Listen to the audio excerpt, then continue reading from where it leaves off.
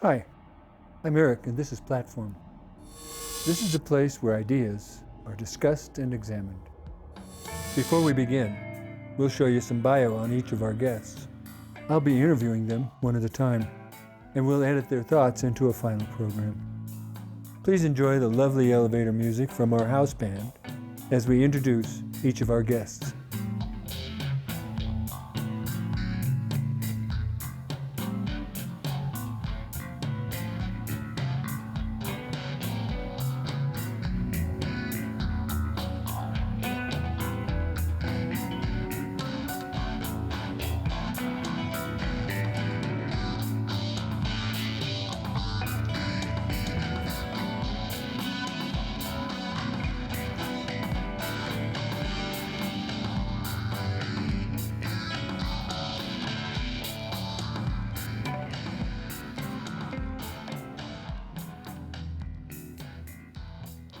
Today we're going to talk about anger.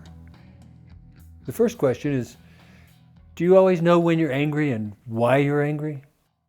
I don't always know why I'm angry because, you're human. Like sometimes, who knows, like maybe you had a bad dream that you don't remember or whatever. But sometimes I wake up and I, feel grumpy or whatever. And so I'll try to figure out, like, why am I feeling this way? And if I can't, the only other thing I know to do is just keep moving. No, I don't always know I'm angry. When I feel anger, it can be pretty apparent, but I think there's a lot of times I can look back at my life where I was angry, and I've been conditioned to feel that anger is a bad feeling, that I need to put on a happy face and push the anger down. I don't think I always know when I'm angry. I think I have a pretty robust repression system. I do have a family member who got an ulcer, and her ulcer would start acting up when she wasn't aware that there was anything in the environment bothering her. And all of a sudden she would start feeling stomach pain, and she would have to look around and go, well, what is it that's making me angry? And she learned to pick out what was triggering her. Wow. Without her being aware of it. So it was interesting. So hearing her experience with that made me realize that, yes, a person can be angry and not necessarily know it. Mm-hmm. I don't get angry. You don't ever get angry? I don't have any recollection of being angry. Oh yeah, I do remember one occasion. I was angry because I felt my privacy had been stolen, which is the really one thing I couldn't get back, You can always get your money back. You can't get your time back, and you can't get your privacy back. Mm-hmm. What's the best way to manage anger? And do you have any special techniques that work for you? Actually, I do have one that has really worked for me, that evolved over a long period of time. And what I do is I imagine myself 1,000,000 miles away from the planet Earth and 1,000,000 miles in the future, 1,000,000 years in the future. And then with that perspective, I look at whatever the incident is, and I ask myself, how important is this? If I wake up usually about 5:30 or 6, because I have 2 kids and my wife in the house, and that's like the only time I can be by myself. So I get up and I'll just sit by myself and sit quietly before I watch sports or anything. And I set an intention for the day, and I always say, help me to be kind, honest. And that usually helps me. And then during the day, if I get frustrated or I feel myself getting angry, I can either tell the person that I'm getting angry with, like, hey, I'm getting frustrated. I try to step away sometimes. I go do physical activity. So it all kind of just depends. What I know now from dealing with chronic illness and being a practitioner and doing energy work and working more through of what I've been through in my life is that when I suppressed the anger, it turned into physical illness. So what I used to do with anger was, I could meditate, or I could take a walk. And I mean, those are really great things to do when you're angry, right? Deep breathing and just trying to level it out, right? But you're not actually dealing with the anger. So I think I'm learning now to let it out, to scream, to like, maybe not like to you or something, or in a supermarket or something, but to be doing more of these somatic like practices where I'm like letting it out and not suppressing it. So sometimes when you're angry at home, you might scream just out loud and Yeah. it would feel good. Yeah. It's something that's kind of new for me, honestly. But I think it's been actually coming up a lot. It's very interesting that this is the subject we're talking about today. Yeah.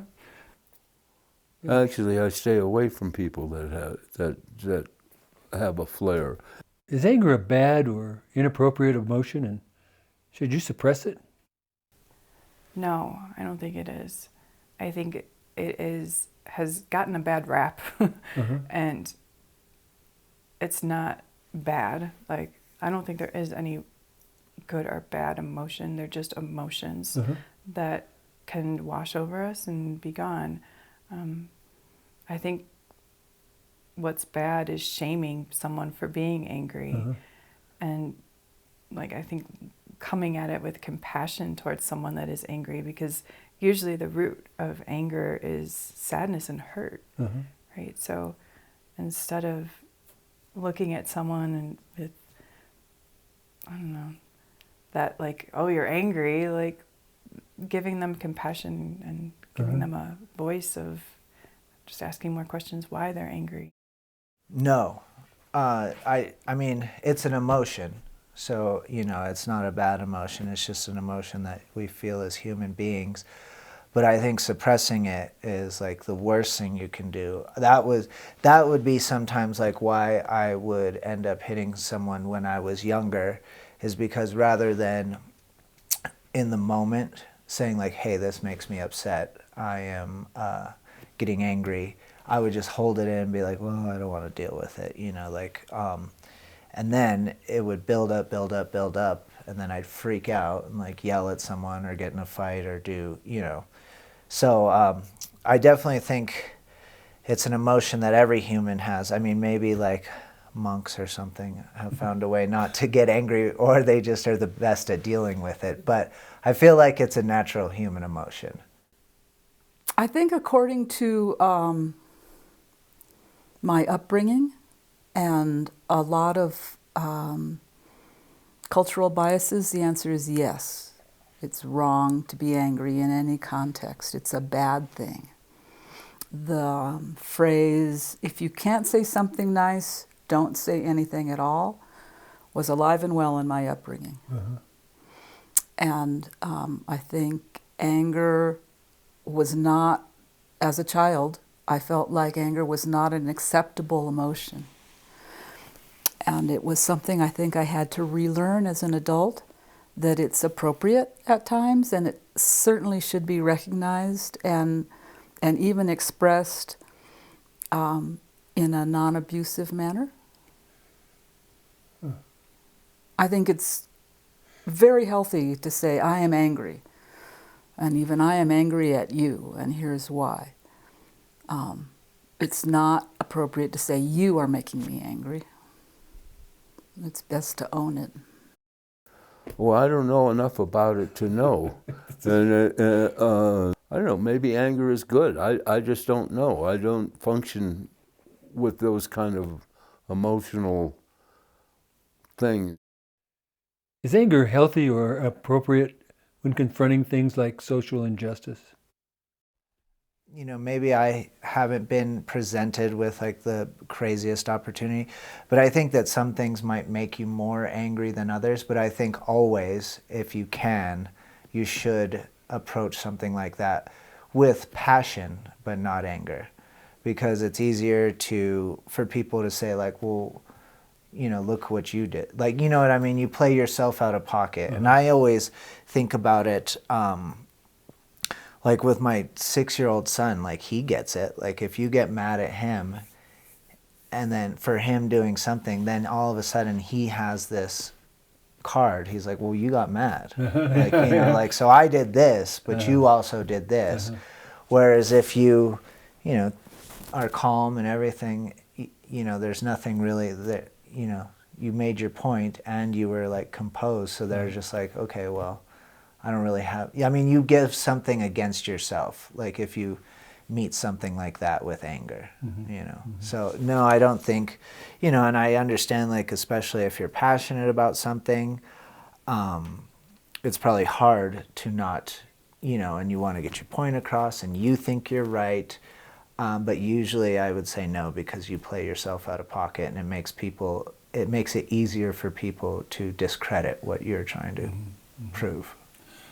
I don't watch the news. I don't like immerse myself in that kind of topics. Do I think that like rioting or doing that kind of anger, is that what you kind of mean?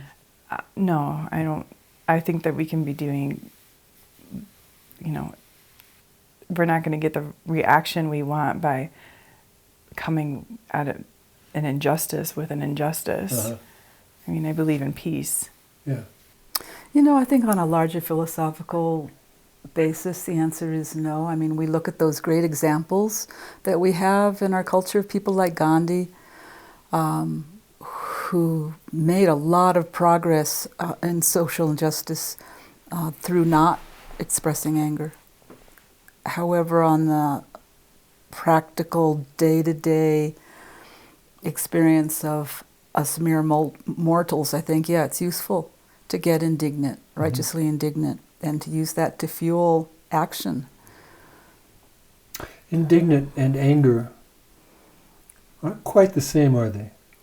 No, but I'd put them in the same Pretty close, family. yeah. I'm really angry at a lot of things that are going on politically. Anger doesn't touch it. I'm livid.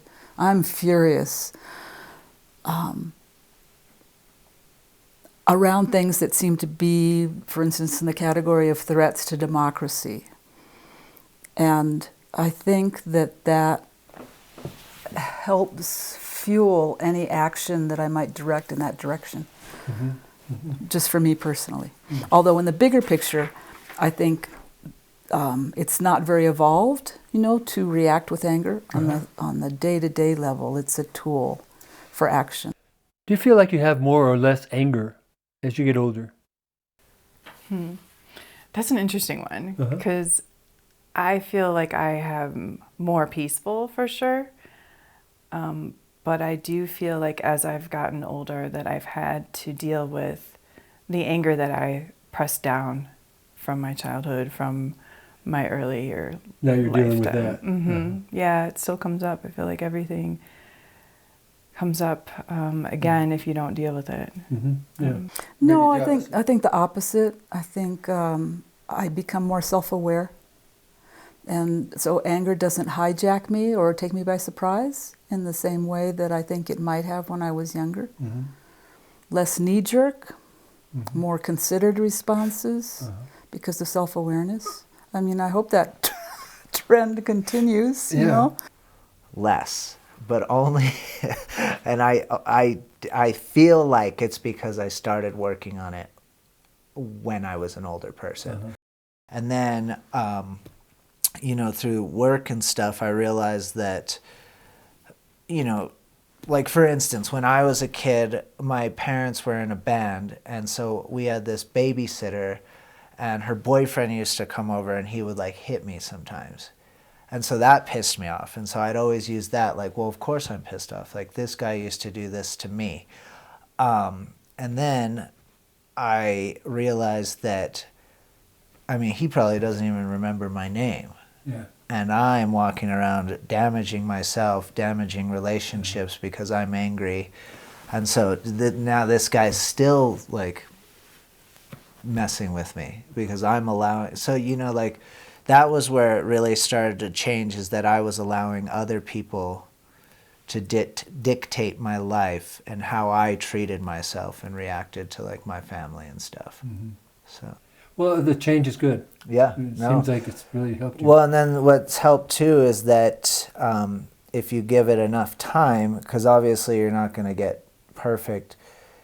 And like now things, I really enjoy the way my life is now, doing this work and being less angry and stuff like that. So once you give it an opportunity to see how nice it can be without anger, without, like, you know what I mean, like that running your life, then you're like, oh, this is cool. I like this. I'll stick with this. Yeah. So. Yeah. Do these questions make you angry? Being questioned can make me sort of in the family of anger. Do any of these questions make you angry? No, not at all. No, okay. Good. No. No, they're good questions. Well, I'm starting to get pissed at you right now, actually. Do these questions make you angry? Yeah. I'd like to thank our guests and you for watching.